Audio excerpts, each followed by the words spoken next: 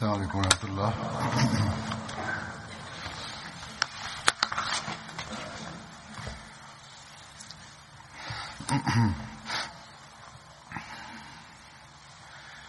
أشهد أن لا إله إلا الله وحده لا شريك له وأشهد أن محمدا عبده ورسوله أما بعد فأعوذ بالله من الشيطان الرجيم بسم الله الرحمن الرحيم الحمد لله رب العالمين الرحمن الرحيم مالك يوم الدين إياك نعبد وإياك نستعين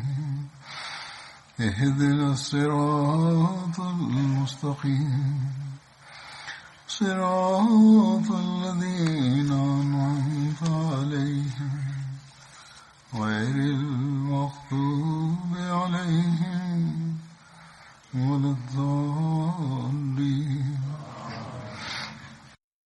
Sot do t'ju rëfe jetën e Mus'ab ibn Umerit radhiyallahu anhu. Ai i përkiste fisit Banu Abduddar të Qureshve. Ai njihe kryesisht me nofkën Abu Abdullah, por në disa burime nofka Abu Muhammad gjithashtu i referohet atij.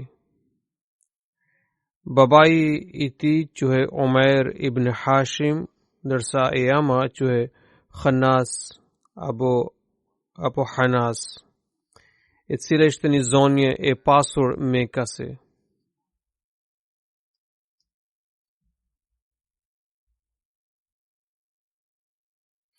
Prindrit e kishin rritur Musabin me shumë naze dhe përgdhelje. Ata e vishnin djaloshin me rrobat më të shkëlqyera dhe elegante. Musabi përdorte parfumin më të shtrenjtë që gjente në Mekë. Ai ecte me kapuca që i vinin posaçërisht nga Hidramaut, një vend bregdetar që ndodhe në lindje të Edenit.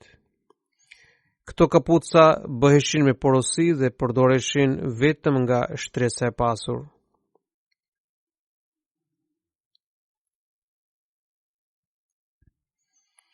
Bashkëshortja e Mus'ab ibn Umerit quhej Hamna bint Jahsh, e cila ishte motra e Zainab bint Jahshit radhiyallahu anha, pra bashkëshortes së të dërguarit të Allahut sallallahu alaihi wasallam. Nga kjo martesë u lindi një vajzë që njihe me emrin Zainab.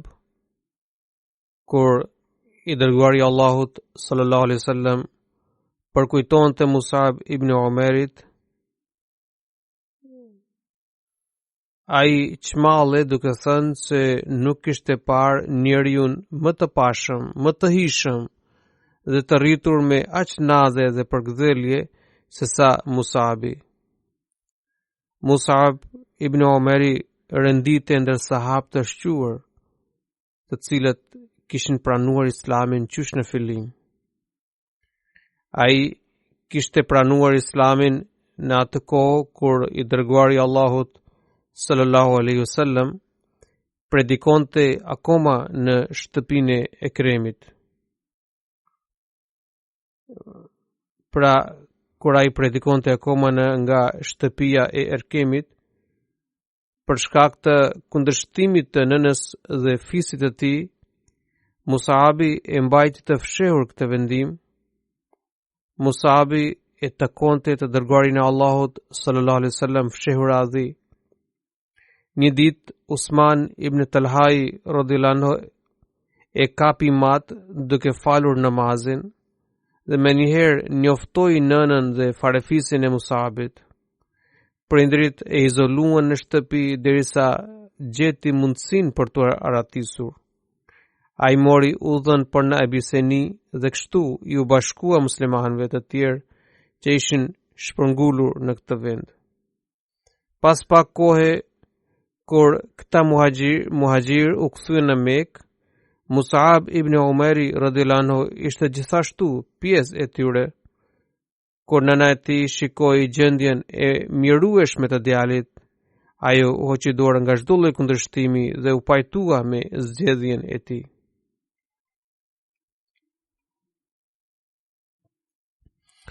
Musabi radhiyallahu anhu kishte nder të bënte 2 hijrete, një herë drejt Abisenis dhe herën tjetër ndaj Medinës.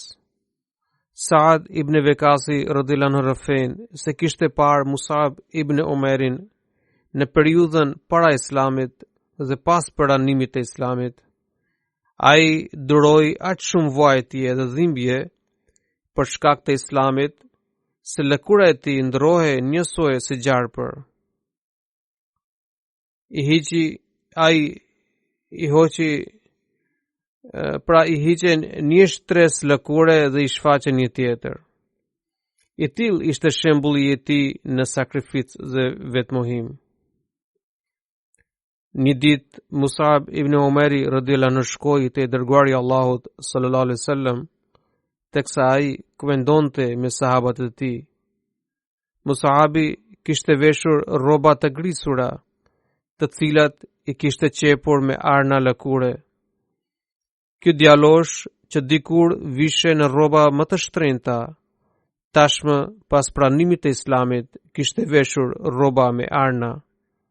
Sahabët kur e pan atë, me njëherë i ulën kokat, sepse as ata nuk ishin në gjendje t'i ofronin diçka Musabit. Musab ibn Umeri radhiyallahu anhu e përshëndeti të dërguarin e Allahut sallallahu alaihi wasallam dhe ai ju përgjigj me përzemërsi dhe shprehu fjalë të mira për të dhe i ngriti lart meritat. Pastaj tha: u gëzofshin lakmitarët me dynjan e tyre. E kam parë Musabin kur Meka nuk kishte njeriun më të pasur dhe më të begatshëm se ai. Ai ishte fëmia më i dashur dhe më i përkthjelur për prindrit e tij, ndërsa sot dashuria ndaj Zotit dhe të dërguarit të tij e kanë transformuar në një gjendje krejt tjetër. Ai ka mohuar çdo rehati për pëlqimin e Zotit. Saad ibn Vekasi radhiyallahu anhu ka thënë që profetit i lotonin syt teksa ai kujtonte gjendjen e mëparshme të Musabit, plot naze e rehati. Ali radhiyallahu anhu rëfen se ishim me të dërguarin e Allahut sallallahu alaihi wasallam kur na erdhi Musab ibn Umeri. Ai kishte mbështjell veten me një qarqaf të grisur, të cilin e kishte arnuar me lëkur. Kur i dërguari i Allahut sallallahu alaihi wasallam e pa në këtë gjendje, ai u mallëngjye duke kujtuar kohën e tij të mëparshme, të rehatis dhe përkthjelis. Pastaj i dërguari i Allahut sallallahu alaihi wasallam të pranishmeve ushtroi një pyetje dhe tha: si do të jetë gjendja juaj kur dikush prej jush do të gdhijë në një veshje të re dhe do të ngrysë në veshjen tjetër? Pra, muslimanëve do të gëzonin aq shumë mbarësi sa që do të ndronin rrobat 2 herë në ditë. Pastaj tha: do t'i shtrohet gjell në një tas ndërsa do t'i hiqet tasi tjetër. Do me thënë, ushqimi do të jetë i lloj-llojshëm dhe i bolshëm. Ju do të vendosni në shtëpitë tuaja perdet sikur i vini qabes. Sahabët e pyetën: o i dërguari i Allahut, a do të kemi më shumë mbarësi se tani? A do të kemi më shumë kohë për adhurim? I dërguari i Allahut sallallahu alaihi wasallam u përgjigj: Jo, përkundrazi ju jeni më mirë tani. Gjendja juaj aktuale, adhurimet tuaja dhe sjelljet tuaja janë shumë herë më të lartë se ato që do të kenë njerëzit në periudhën e mbarësisë. Hazret Mirza Bashir Ahmedi radhiyallahu anhu në veprën e tij Sirat Khatamun Nabiyin ka përshkruar ngjarjen e hijretit. Unë ju përshtroj këtë shënim në mënyrë të përmbledhur. Ai shkruan: sipas porositës të dërguarit të Allahut sallallahu alaihi wasallam, një grup besimtarësh i përbërë nga 11 burra dhe 4 gra u mori rrugën e mërgimit drejt Abisinisë. Kjo ngjarje ndodhi në muajin Rajab në vitin 5 pas shpalljes së profetit. Në këtë grup bënte pjesë edhe Musab ibn Umeri radhiyallahu anhu. Është e çuditshme që shumica nga këta refugjat të parë u përkisnin fisëve të fuqishme të Kureshëve të Mekës dhe shumë pak konsideroheshin njerëz të pafuqishëm. Nga kjo arrim në 2 përfundime. Së pari, besimtarët që u përkisnin fisëve të fuqishme nuk kishin mbrojtje apo imunitet nga persekutimi i vazhdueshëm. Së dyti, besimtarët e pafuqishëm ishin në gjendje aq të mjerueshme saqë nuk kishin mundësi as për të shpëngulur në nga Mekka. Kur mësuan se muslimanët ishin shpërngulur nga Mekka, Kureshëve u hipi inati dhe ata u mbushën me mëllëf se viktima u kishte shpëtuar. Ata me njëherë u vunë në lëvizje dhe ndoqën gjurmët e migrantëve, por para se të mbërrinin në Bregdet, anija ishte nisur. Në një anë, Kureshët pësuan dështim në planin e tyre, ndërsa në anën tjetër, muslimanët fituan lirin nga zullumet e Kureshëve dhe një jetë me paqe e harmoni. Në ngjarjen e betit të parë në Akaba, 12 persona nga Medina kishin lidhur beslidhje me të dërguarin e Allahut sallallahu alaihi wasallam. Kur u nisën për të kthyer në Medinë, e dërguari i Allahut sallallahu alaihi wasallam shoqëroi Musab ibn Umerin me ta, që t'i mësonte Kur'anin dhe të jepte mësimet e Islamit. Në Medinë ai njihe si recitues apo mësues. Sipas një transmetimi tjetër, disa njerëz nga fiset Aus dhe Khazraj i lutën të dërguarit të Allahut sallallahu alaihi wasallam për të dërguar dikë nga Mekka që mund t'ua mësonte Kur'anin. Profeti e zgjodhi Musabin për këtë detyrë dhe e porositi për të shkuar bashkë me ta në Medinë. Atje Musabi u vendos në shtëpinë e Asad ibn Zurara radhiyallahu anhu, por më vonë ai u transferua në shtëpinë e Saad ibn Muazit radhiyallahu anhu. Bara ibn Azibi radhiyallahu anhu transmeton se të parët nga sahabët muhajir të profetit sallallahu alaihi wasallam, të cilët në mbritën në Medinë, ishin Musab ibn Umeri dhe ibn Umi Maktumi. Me njëherë pas ardhjes së tyre në Medinë, ata në dhanë mësimin e Kuranit famlar. Më vonë erdhën Amari radhiyallahu anhu, Bilali radhiyallahu anhu dhe Saadi radhiyallahu anhu. Omer ibn Hatabi radhiyallahu anhu gjithashtu mbriti në Medinë me disa sahabë të tjerë dhe nuk kaloi shumë që erdhi i dërguari i Allahut sallallahu alaihi wasallam. Unë nuk kam parë kur banorët e Medinës aq të lumtur dhe të gëzuar siç ishin në ardhjen e të dërguarit të Allahut sallallahu alaihi wasallam. Atë ditë djem dhe vajza të vogla nuk përmbanin dot gëzimin e tyre dhe thoshin plot hare, ju jeni i dërguari i Allahut dhe keni ardhur si musafir.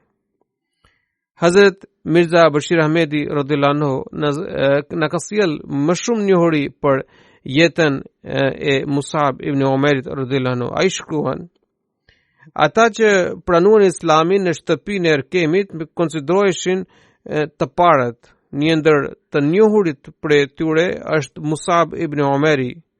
Ai ishte prej fisit Banu Abdeddar dhe ishte një djalë shumë i pashëm dhe tërheqës. Ai gëzonte respekt në mbar fis. Ishte pikërisht ky djalosh i cili u dërgua si misionari i parë musliman në Medinë dhe fal përpjekjeve të tij, Islami u përhap në Medinë.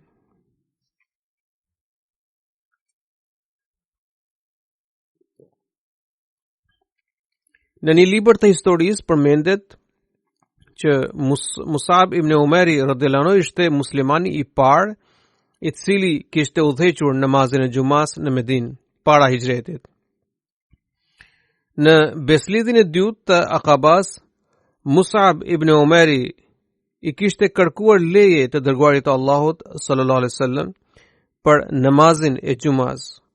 Pas marrjes së lejes, Musabi drejtoi namazin e parë të xumas në shtëpinë e Saad ibn Haythamas radhiyallahu anhu dhe 12 persona kishin marrë pjesë në të.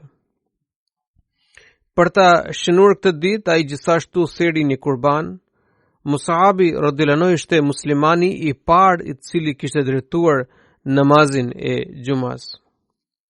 Megjithatë, sipas një transmetimi tjetër, Abu Umama Asad ibn Zurara kishte udhëhequr xuman e parë në Medinë. Musabi radhiyallahu anhu bashkë me Asad ibn Zurara shkonte në lagje të ndryshme të Medinës dhe u bënte thirrje njerëzve ndaj Islamit.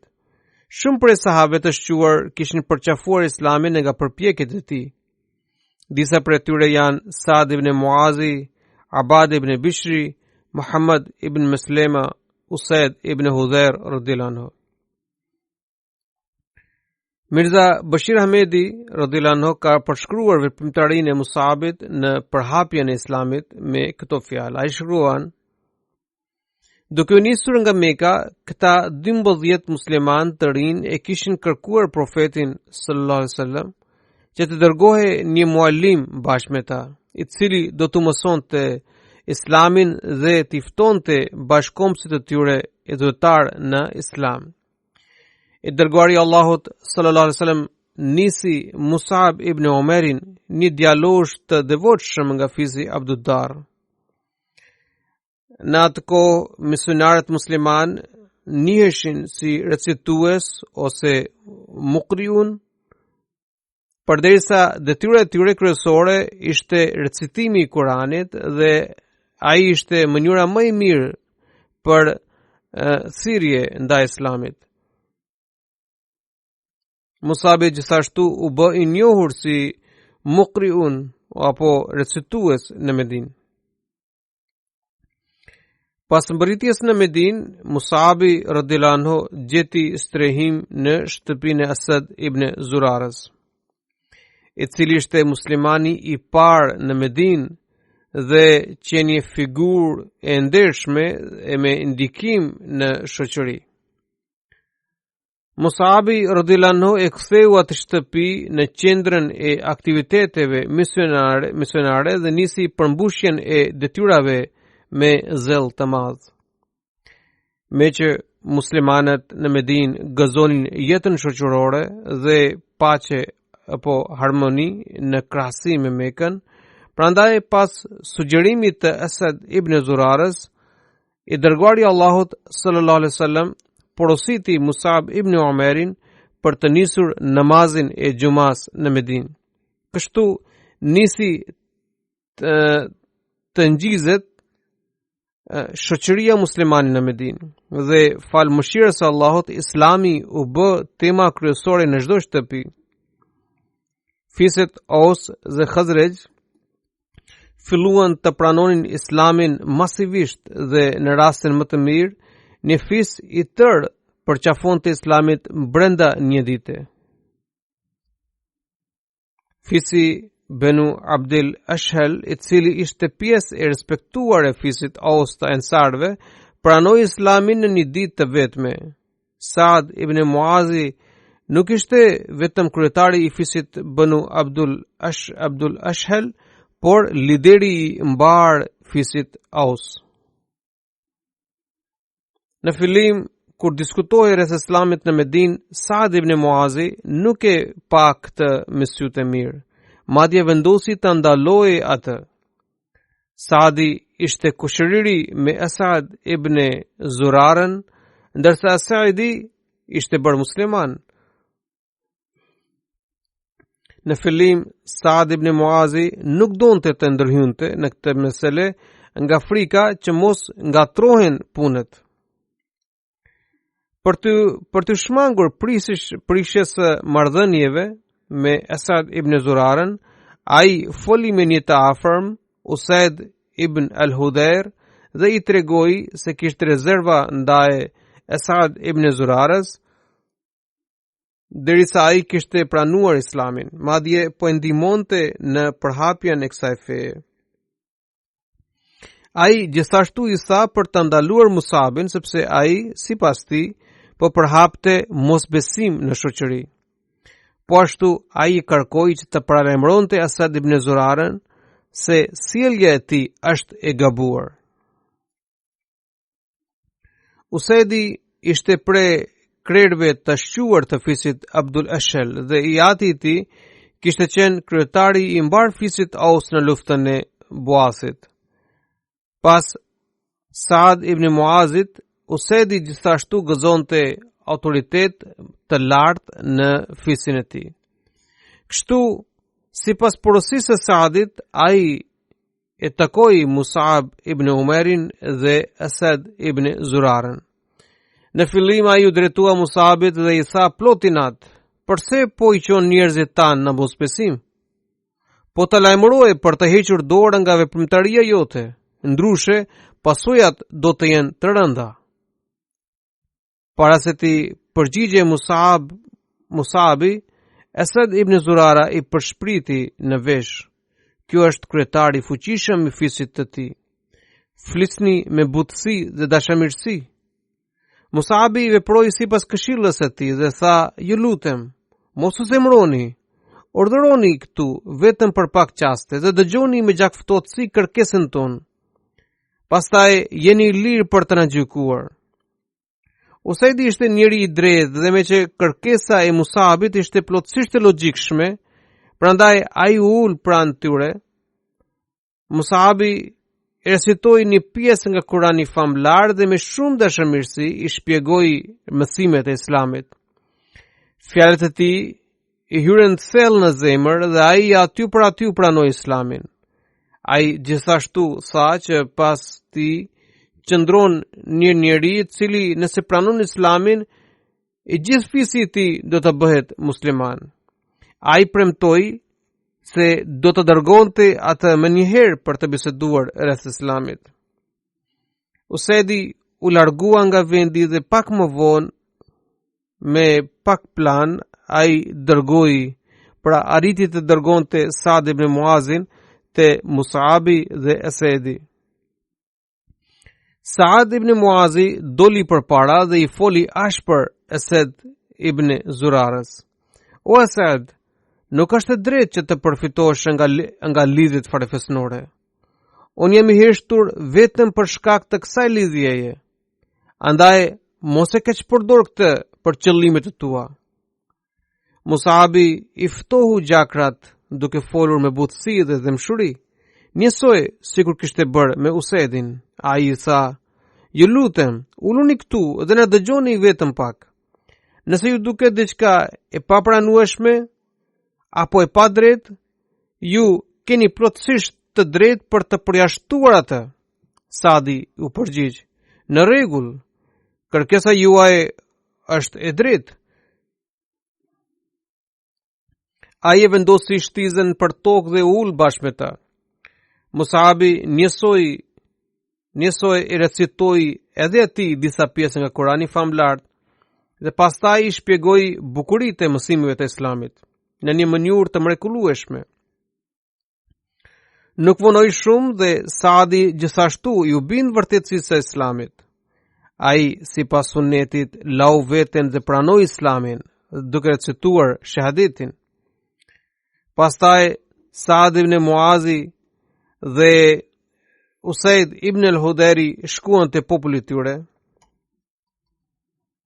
Saadi ju drejtua popullit të tij dhe shtroi një pyetje: O populli Abdul Ashel,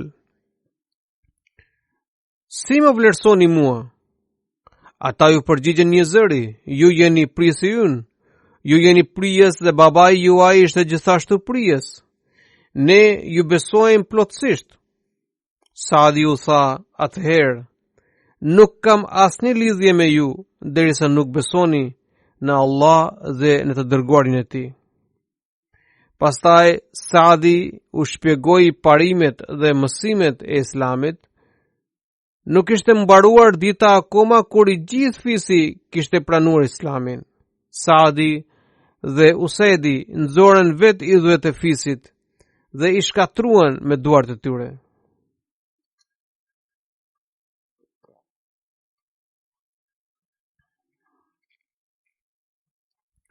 Ky djalosh shquhej për sinqeritetin dhe besnikërinë e tij.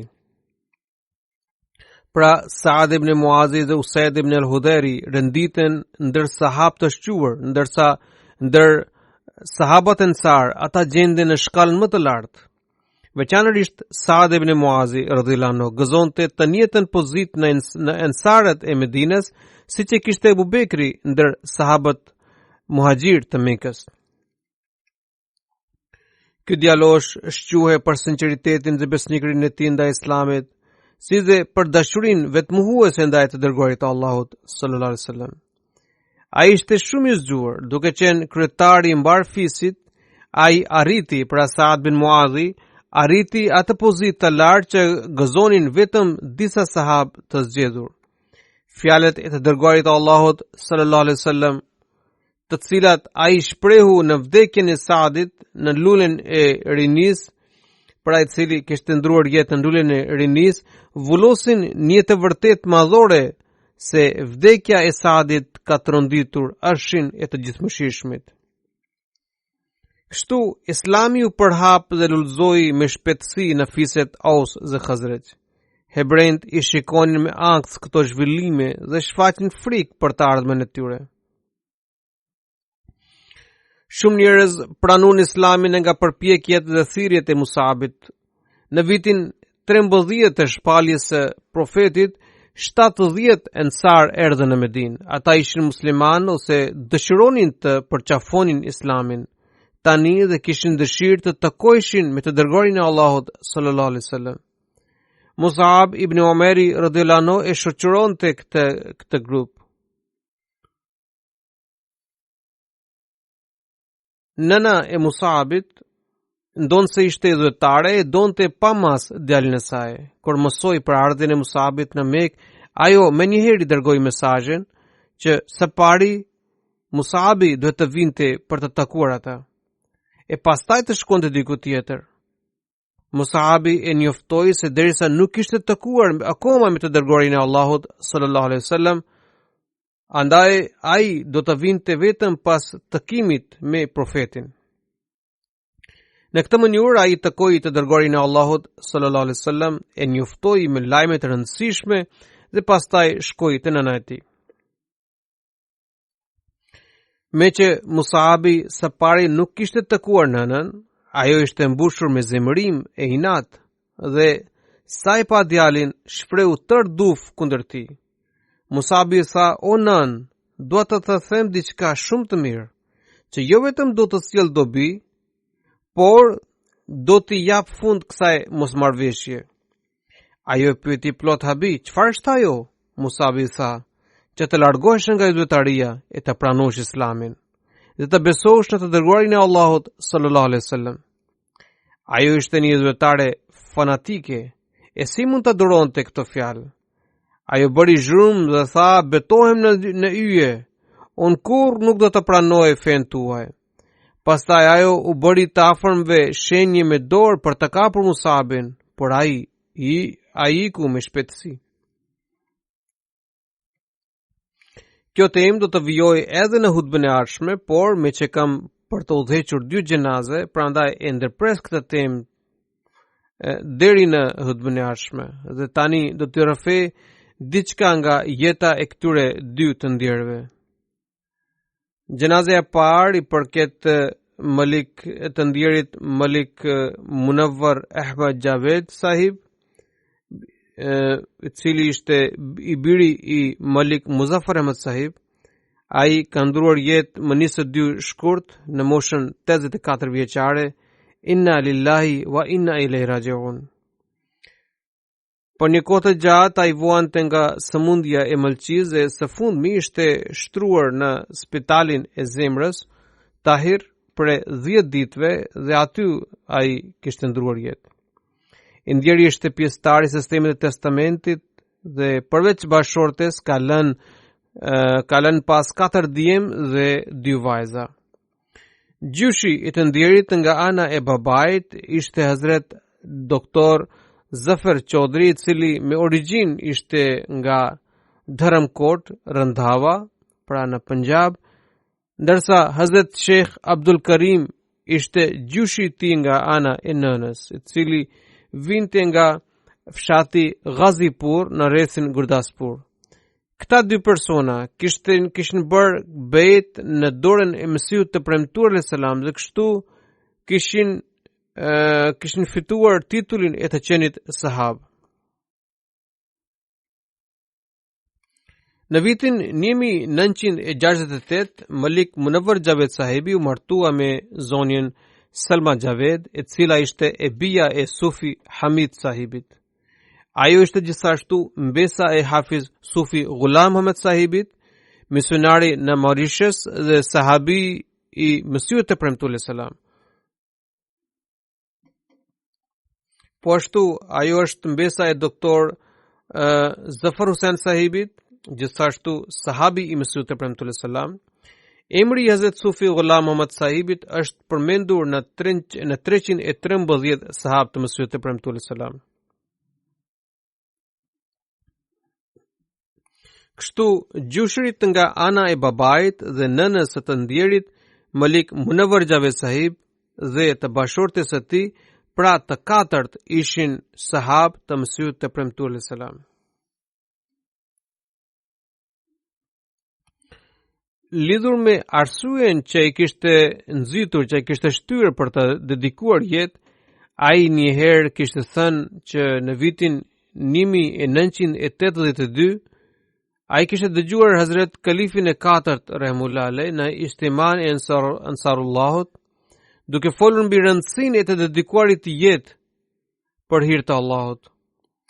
Në fund të fjalimit ai tha një fjali e cila mund të parafrazohej kështu, që ai pra Kalifi 4 kishte thënë që a nuk dëshironi që fryma e fundit të jetës suaj të jetë në gjendjen e dedikimit.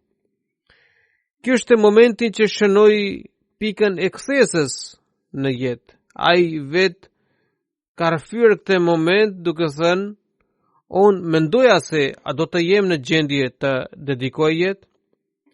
Megjithatë ai dedikoi, pra vendosi për të dedikuar jetë dhe ai bëri një kërkesë formale më 10 gusht në vitin 1983 te Kalifi 4 rahimullah alayh, edhe Kalifi më 18 gusht në vitin 1983 pranoi vendimin e tij, zgjedhjen e tij dhe e porositi për të mbyllur punën e tij dhe për të nisur shërbimin në xhamat. Ai në atë kohë merre me tregti dhe në fillim 28 gusht 1983 Hazrat Kalifi 4 rahimullah alayh caktoi atë në drejtorin e tregtisë dhe industrisë. Ai u paraqit në shërbim një tetor të vitit 1983. Pas të dedikonte jetë, I ndjeri kishte shërbyer për 16 vjet në Ministrinë e Qeverisë së Punjabit. Mande për 10 vjet të ardhshme ai ishte marrë me tregti. Në nëntor të vitit 1983 ai u caktua menaxher I revistës Review of Religions Në vitin 1984 ai u caktua ndihmës ndaj drejtorit të mikpritjes të zjafetit, që prej 20 prill 1983 deri në korrik të vitit 2016 ai shërbeu si zëvendës drejtori i kësaj drejtorie. Në vitin 1990, kur u themelua një komitet për mbështetjen e 100 jetimëve, ai u emërua sekretari i parë i këtij komiteti. Nga 1968 deri në vitin 1970, ai shërbeu si sekretari i xudamëve për rrethin dhe rajonin e Lahorit. Në organizatën Ansarullah, ai shërbeu nga viti 1984 deri në 2014 për 31 vjet. Razasi prej 1984 deri në vitin 2014 ai shërbeu në cilësinë e përgjithësit për Tehrik e Jadid, tërbijet dhe botim. Në këto 5 vite të fundit ai shërbeu si kryetari i Ansarullahut në Pakistan. Ai ka rrëfyer një ngjarje që i kishte ndodhur në kohën që punonte në shtet. Ai rrëfen shefi ynë, pra e prori ynë në punë ishte njëri i anshëm dhe kundërshtar ndaj xhamatit. Shpeshherë ai sërriste hoxhallarët për të bërë debat me mua. Një ditë ai solli Allama Khalid Mahmud Sahib, i cili konsiderohet dietar i shquar në Pakistan. Ne filluam debatin.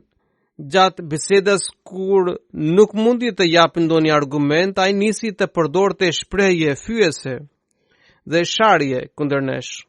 Shefi im u friksua se të mos përkeqësohej situata. Në atë moment ai dietari tha diçka shefit tim Abdurrahman, i cili tregoi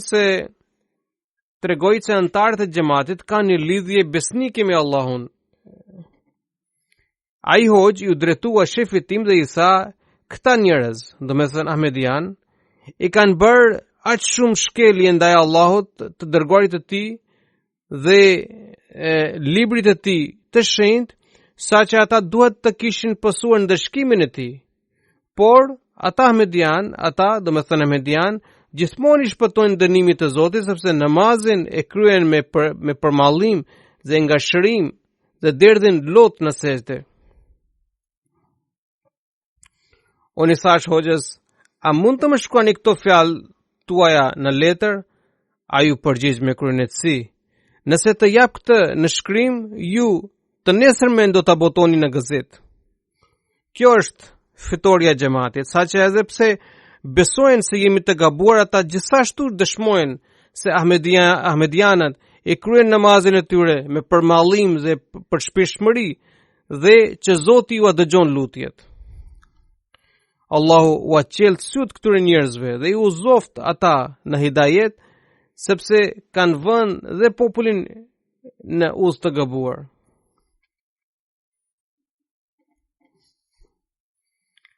Usama Ezer Sahibi shërben si asistent drejtor i mikpritjes. Ai ka shkruar: Malik Munawar Ahmed Javed Sahibi kishte aftësi të jashtëzakonshme drejtuese.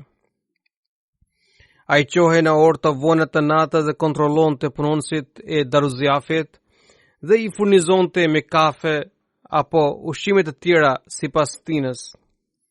Ai sillej me dashuri, zemshuri dhe butësi ndaj stafit që punonte në Daruzjafet.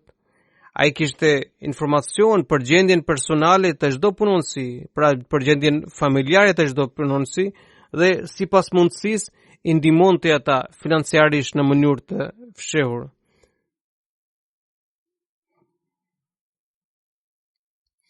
Nadim Sahibi është nipi dhe dhëndri i tij. Ai ka shkruar që një herë i ndjeri gjithmonë, pra një herë i kishte thënë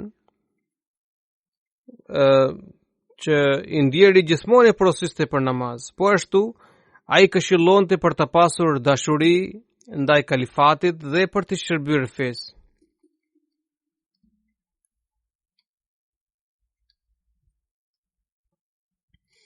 Ai gjithashtu ka shkruar që pasi që doli në pension, i ndjeri kishte vendosur të përgjysmonte kontributet e tij vullnetare, me që të ardhurat e tij ishin zvogëluar. Ai hartoi një listë për kontributet me shumën që do të ndryshonte dhe pastaj ra në gjumë.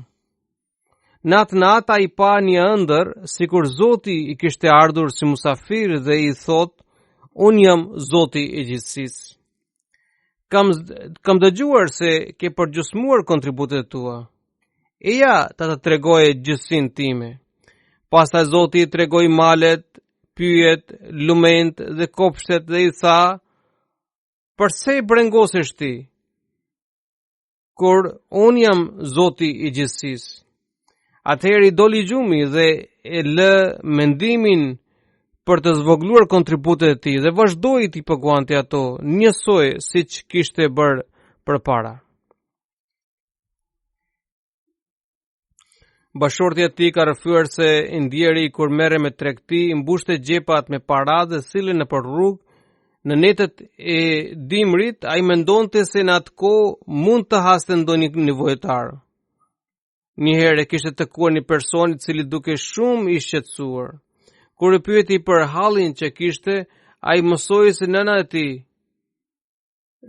ishte i sëmur dhe që nuk kishte asgjë, pra ai djaloshi nuk kishte asgjë për të bler ilaçin e saj.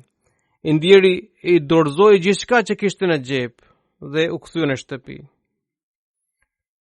Asif Mujid sahibi është misionar dhe ndihmës ndaj sekretarit të zjafetit. Ai ka shkruar që disa herë për shkak të fluksit të madh të njerëzve, musafirët duhet të duronin vështirësi.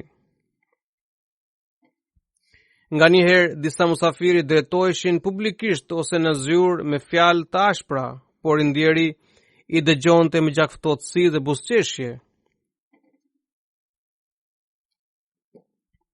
Disa herë e kisha parë duke u kërkuar falje musafirëve me duar të lidhura. Disa prej këtyre musafirëve ishin në moshën e fëmijëve të tij.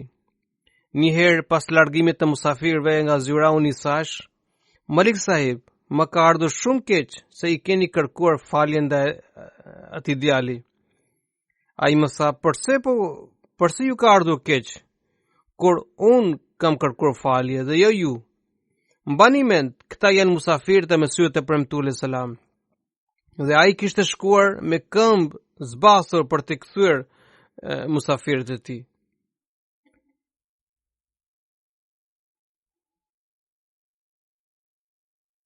Ai gjithashtu ka shkruar një ngjarje se një ditë isha në zyrën e tij, një plak hyri në dhomë në inat e sipër dhe u drejtua të ndjerit në gjuhën Punjabe: "A jeti Malik Munawar Javed?" Ai u përgjigj me pohim. Plaku i tha: "A është kjo menca e babait tënd?" I ndjeri u përgjigj: Jo i nderuar, kjo menci përket Mesihut të premtuar selam, babait ton të përbashkët." Kjo përgjigje e qetësoi plakun dhe mandej ai tregoi shqetësimin me butësi dhe gjakftotësi.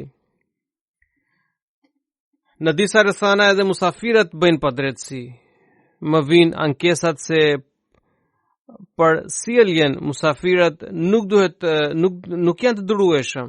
Sigurisht punonësit e mencës duhet të jenë të sjellshëm dhe të buzëqeshur, por musafirët gjithashtu duhet të tregojnë durim, vetëpërmbajtje dhe të shfaqin virtytet të larta. Nëse situata është e tillë, ata duhet të bashkëpunojnë me administratën.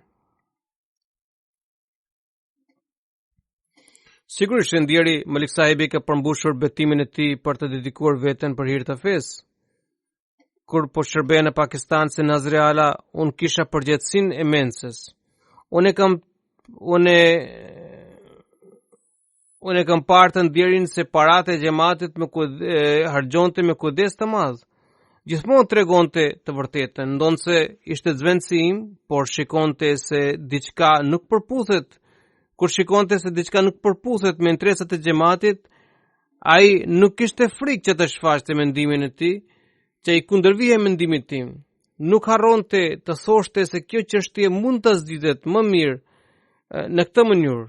Kjo është cilësia e tij që ka dedikuar jetë për hir të Zotit. Gjithmonë duhet të tregojmë mendimin ton duke respektuar normat e etikës. Kishte një lidhje të sinqertë dhe besnike me kalifatin. Kjo dashuri manifestohej në çdo takim që kishte mua. Allahu e mëshiroft të ndjerin dhe e falt atë. Allahu udhëroft durim dhe kuraje bashortes dhe fëmijët e tij. Gjenaza e dytë i përket profesorit Munawwar Shamim Khalid Sahib, i biri i Sheikh Mahbub Alam Khalid Sahib, i cili ka ndruar jetë në më 16 shkurt të vitit 2020 në Rabwa, në moshën 81 vjeçare. Inna lillahi wa inna ilaihi rajiun. Babai të ndjerit Sheikh Mahbub Khalid Sahib shërbente si pedagog në Talimul Islam College dhe kalifi i tretë e kishte saktuar si përgjegjës për drejtorinë e financës. Hazrat Kalifi i katërt rahimullah më vonë kishte caktuar kryetarin e Këshillit Qendror të xhamatit.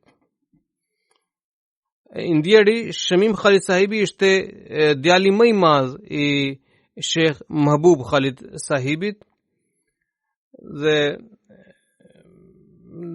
bashortja e tij e parë kishte ndruar jetë dhe bashortja e dytë Shahida Munawwar Shamim ka shkruar që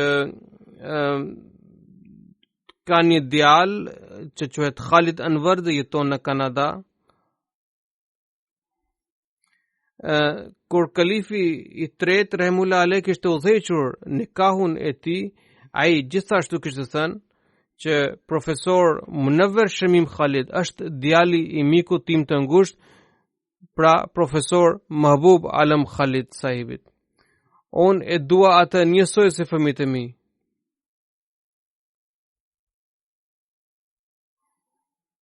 Ndjeri ka shërbuar për më shumë se 28 vjet në Majlisën Ansarullah të Pakistanit. Ai punoi në Talimul Islam College derisa ai pra kolegji u shtetërua. Mendoj se edhe pse ndryshimit në statusin e kolegjit, ai vazhdoi të jepte arsim në këtë institucion të Rabwas. Bashortja e tij gjithashtu ka shkruar që gjyshi i të ndjerit ishte Molvi Farzand Ali Sahib, i cili ka shërbuar si imami i Xhamis Fazl në Londër. Ai e shquhe për cilësi të ndryshme dhe cilësia më e dalluar ishte dashuri dhe besnikëria e veçantë ndaj kalifit të kohës. Ai dëgjonte fjalimet e kalifit me shumë vëmendje dhe nxirrte pikat për hutbeve, ishte i përpikt në namazet dhe në agjerim dhe përveç namazeve të detyrueshme të 5 vakteve, mundohet të falte rregullisht edhe namazin e tahajjudit. Kishte ai vuante se përse nuk kishte mundësi për të shkuar në xhami, pra kur nuk kishte mundësi për shkak të sëmundjes. Ai nuk nxirrte ndonjë ankesë, gjithmonë ishte një njeri mirënjohës dhe shërbente xhamatit me sinqeritet dhe me besnikëri dhe ishte një punëtor i heshtur që punonte me dashuri dhe me përkushtim. Edhe pse unë kam qenë nxënësi i tij, studenti i tij, por ai kur u vendosa Amir dhe Nazriala në Pakistan, ai shfaqi bindje më të lartë, nivel më të lartë të bindjes ndaj meje. Allahu e mëshiroft të ndjerin dhe e falt atë. Allahu e bashkoft me robërit e tij të dashur. Allahu mundsoft familjarëve të tij për të vijuar virtytet e tij. Pas namazit të gjumas do të udhëheq inshallah namazin e gjenazës të këtyre dy të ndjerëve. Inshallah.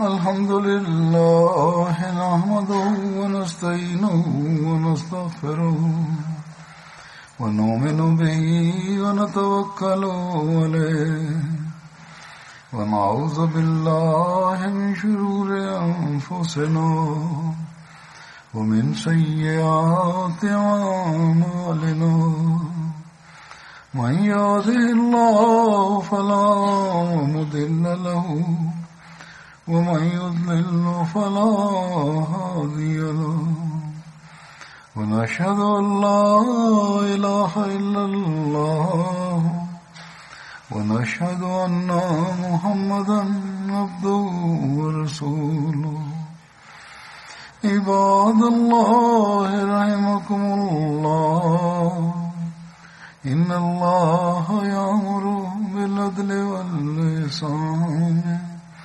وإيتاء ذي القربى وينهى عن الفحشاء والمنكر والبغي يعظكم لعلكم تذكرون اذكروا الله يذكركم وادعوه يستجب لكم ولذكر الله أكبر.